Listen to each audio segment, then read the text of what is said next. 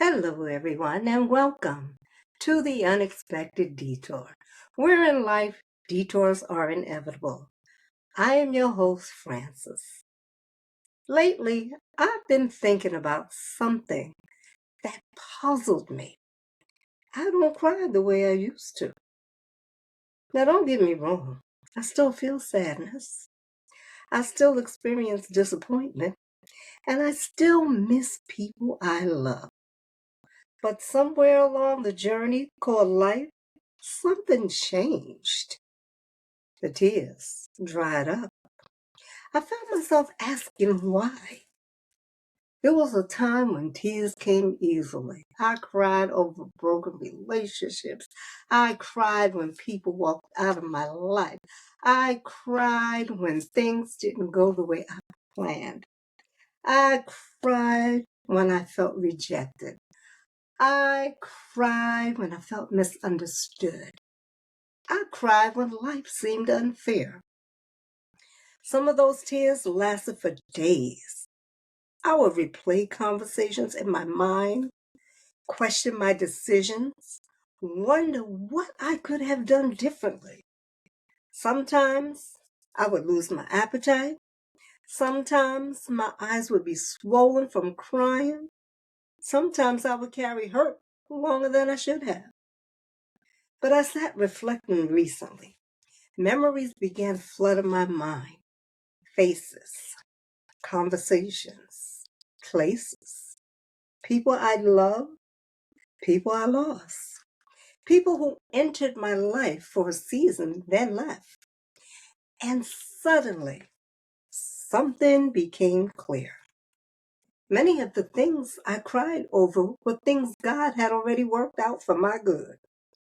Some relationships were never meant to last. Some doors were meant to stay open, and some doors were meant to close. Some disappointments were actually protection. Some endings were really new beginnings that I could not see at that time. You see, I still experience disappointment.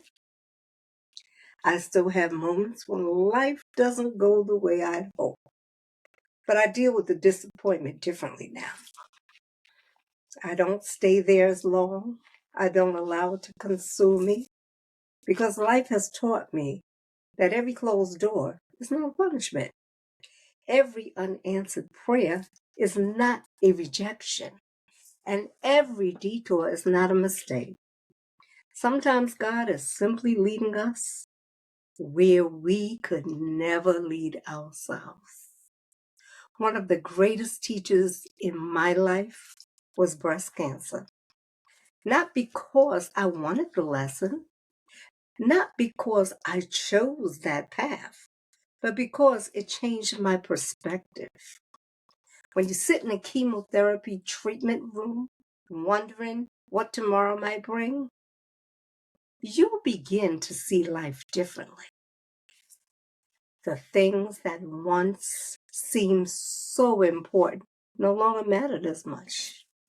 The things that truly become crystal clear, you'll learn what it's worth holding on to. And you learn what you need to release. Maybe that's why the tears dried up. Not because I stopped feeling, not because I stopped caring, but because I learned to trust God more than any circumstances. Then my thoughts turned to my mother. When my mother was dying, the tears dried up. Not because I didn't love her. Lord knows I love my mother. Lord knows. And not because I wasn't hurting. I was. Truly. I felt like an orphan. But somewhere, somehow, love became bigger than grief. The same thing happened when my brother died. I watched him die. I watched him take his last breath. And other family members, they had passed away. There was sadness, there was loss. But what I walked away with are memories. Beautiful memories. Memories that I could sit here and smile about. Memories that reminded me how blessed I was to have them in my life. The older I get, the more I realize that grief changes shape. At first, it may look like tears, then it becomes remembrance, then gratitude, then peace. One of the most unforgettable moments of my life happened in 2017. I was sitting in a chemotherapy room and after being diagnosed with breast cancer. And like many people facing a life-changing diagnosis, I had questions. Questions about my future, questions about my purpose, questions about why. Maybe you've asked those questions too. Why me? I know I did. And in that moment, I felt God whisper to my spirit. For I know the plans I have for you, declares the Lord. Plans to prosper you and not harm you. Plans to give you hope and a future. That is from Jeremiah 29, verse 11. Those words settled deep within me. Not because they immediately removed my fears, they didn't, but because they reminded me that God was still writing my story. Cancer was not the end of my story. The diagnosis was not the end of my story. The detour was not the destination. And perhaps that's why the tears dried up. Because somewhere along the way, trust replaced fear. Faith replaced uncertainty. And peace replaced my need to understand everything. Today, I still miss the people I've lost. I still remember the difficult seasons. I still carry the memories, but I no longer carry them with the same weight. I carry them with gratitude.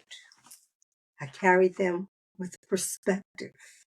I carry them knowing that every person, every experience, every joy, and every sorrow helped shape the woman I am today.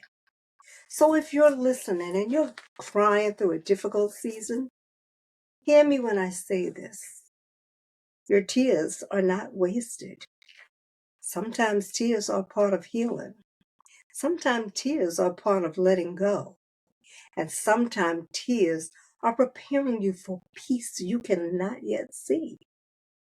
One day, you may discover what I've discovered. The tears dried up, but the love remained, the memories remain, the lessons remain, and most importantly, God remained.